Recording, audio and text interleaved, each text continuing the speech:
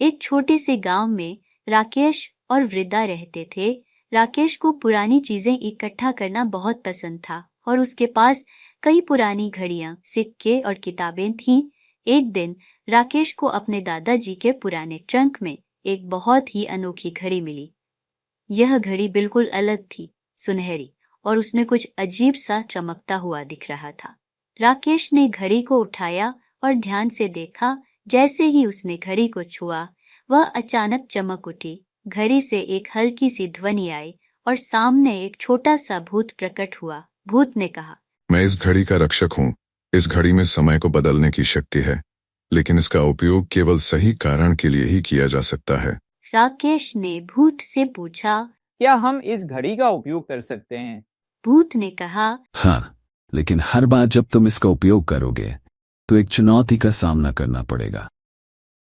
अगर तुम उस चुनौती को पूरा कर पाओगे तो घड़ी तुम्हारी रहेगी, नहीं तो तुम्हें इसे वापस करना होगा।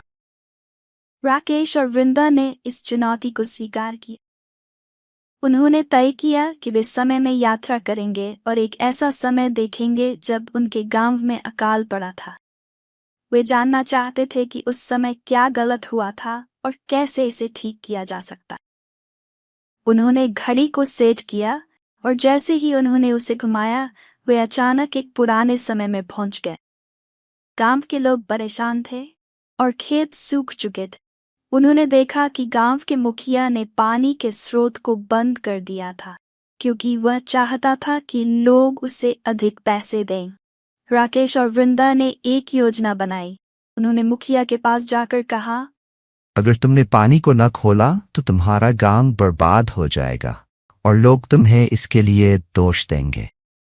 मुखिया ने उनकी बातों को अनसुना कर दिया, लेकिन जैसे ही राकेश ने घड़ी का उपयोग किया, मुखिया को अपना भविष्य दिखा दिया गया।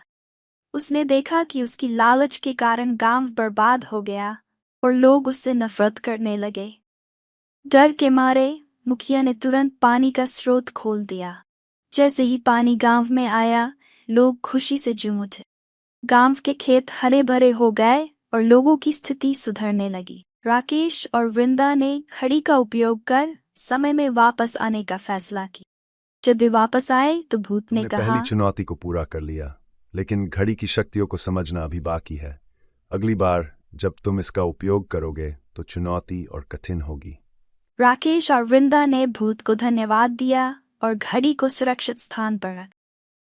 अब वे जानते थे कि उनके पास एक शक्तिशाली यंत्र है, लेकिन इसका उपयोग सोच समझकर करना हो।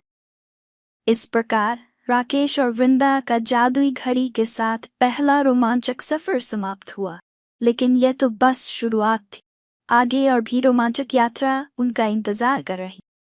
इस कहानी के माध्यम से बच्चों को ये सिखाने का प्रयास किया गया है कि शक्ति का सही और उचित उपयोग बहुत महत्वपूर्ण है।